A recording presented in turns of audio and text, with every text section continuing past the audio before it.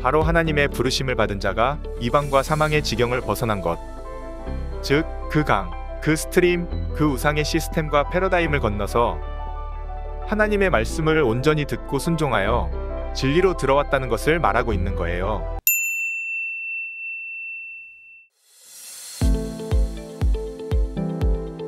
안녕하세요.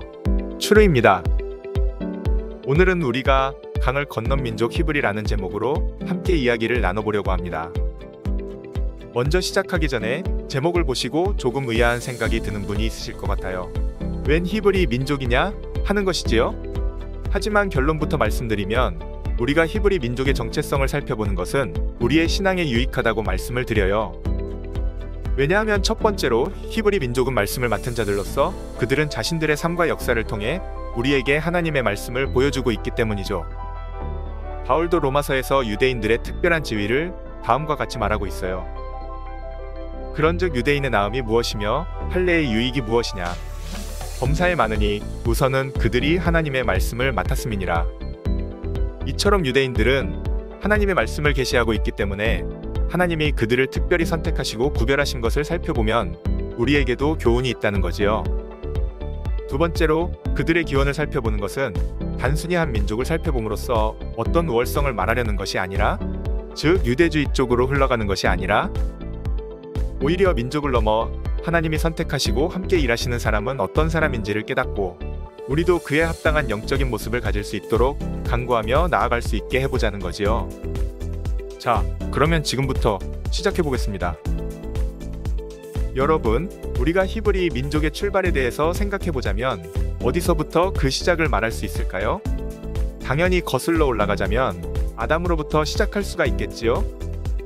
하지만 당연히 아담은 믿는 자들, 즉 하나님을 예배하는 왕과 같은 제사장의 시초로 여겨지지만 일반적으로는 모든 인류의 기원으로도 생각되기 때문에 우리가 아담은 패스하고 넘어가 보자면 그 다음으로 생각해 볼 수 있는 사람은 노아가 있어요. 실제로 하나님은 노아 때에 하나님의 영이 떠나고 육신이 되어버린 인류를 홍수를 통하여 구별하신 것을 보게 되는데요. 그러니까 노아와 가족들은 그 큰 물, 사망으로부터 건짐을 받도록 하나님의 선택을 받았다는 말이지요. 그런데 또 가만히 성경을 보면 노아의 가계에서도 모두가 중심인물로 부각되고 있는 것이 아니라 홍수 이후에 그 중에서 셈의 족보가 특별히 성경의 조명을 받고 있는 걸 우리가 볼 수가 있는데요. 그리고 그 중에서도 한 사람, 아브라함으로부터 이제 긴 이야기가 펼쳐지기 시작해요. 여러분, 우리가 잘 아는 대로 아브라함은 믿음의 조상이지요. 더 정확히 말하면 믿음의 아버지예요. 믿는 자들의 아버지. 그러니까 물론 당연히 하나님은 태초로부터 모든 믿음에 대해서 정확하고도 충분한 말씀으로 우리에게 계시하셨지만 우리 입장에서 느끼기에 좀 더 구체적으로 그리고 본격적으로 우리에게 믿음에 관해서 이야기를 하고 있는 것은 아브라함부터라고 생각이 되죠. 그러면 믿음에 대한 이야기가 이제 믿음의 아버지 아브라함부터 천천히 전개된다 라고 생각을 하면서 아브라함이 히브리 민족의 시작이다 라고 일단 생각을 해볼게요. 그런데 실제로 그것이 무리가 되지 않는 것은 신약을 보면 바리새인과 서기관 같은 유대인들은 물론 사도들도 우리 조상 아브라함이라는 표현을 쓰고 있는 것을 많은 구절에서 볼 수 있거든요. 그러니까 아브라함은 명실공히 유대인의 조상이라고 말할 수가 있겠어요. 한편 여러분, 그러면 히브리라는 말은 무슨 뜻일까요? 그것은 건너다 라는 뜻이에요. 히브리라는 말은 원어로 이브리라는 말인데 이 말은 에베르라는 말에서 나왔고 그 뜻은 에벨의 자손이라는 뜻이지요. 그래서 히브리 민족은 에벨의 자손을 일컫는다고 말해요. 여러분, 이 에벨은 셈의 자손 중에 하나이죠.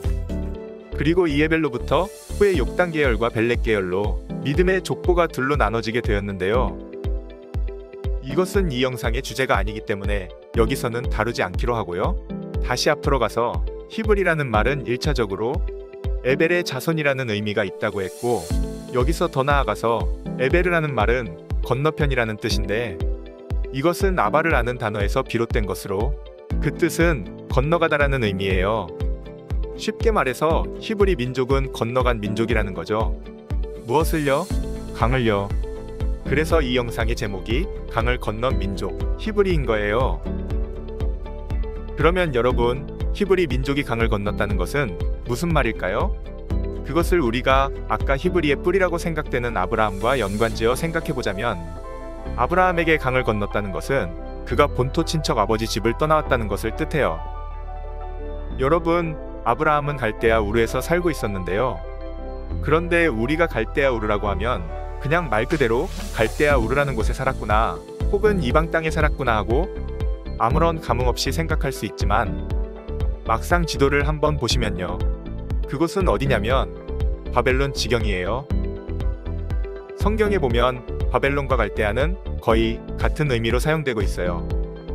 열왕기하에는 바벨론의 침공을 갈대아 군대가 왔다고 표현하고 있고, 예레미야에서는 바벨론의 포로로 끌려가는 것을 갈대아 땅에 끌려간다고 지칭하고 있으며, 이사야를 비롯한 선지서 여러 곳에서도 바벨론과 갈대아는 같은 의미로서 때로는 교차해서 사용하기도 하는 것을 볼 수 있어요. 즉, 바벨론을 포함한 더 광범위한 지경을 일컬을 때 성경은 거기를 갈대아라고 부르는 것인데요. 그런데 여러분, 성경에서 갈대아 땅, 즉 바벨론은 무엇을 뜻하나요? 그곳은 하나님의 진노를 샀던 고대 바벨탑이 건설된 신할 평지가 있었던 곳이며, 바벨론은 성전을 파괴하고 하나님의 백성을 끌고 가서 우상 앞에 절하도록 하는 지경으로서 거기는 복받을 하나님의 백성들이 머무르는 땅이 아니라 이스라엘이 계명을 어겨서 그에 상응하는 심판을 받도록 내쫓김을 당한 땅이 바로 바벨론이에요.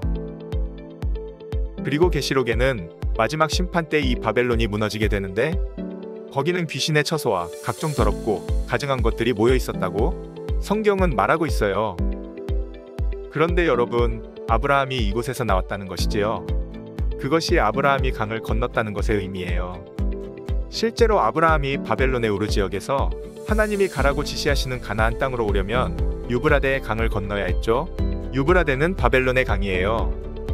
다시 말해 이브리, 즉 아바르, 강을 건넌 히브리 민족의 시작은 바로 하나님의 부르심을 받은 자가 이방과 사망의 지경을 벗어난 것, 즉 그 강, 그 스트림, 그 우상의 시스템과 패러다임을 건너서 하나님의 말씀을 온전히 듣고 순종하여 진리로 들어왔다는 것을 말하고 있는 거예요.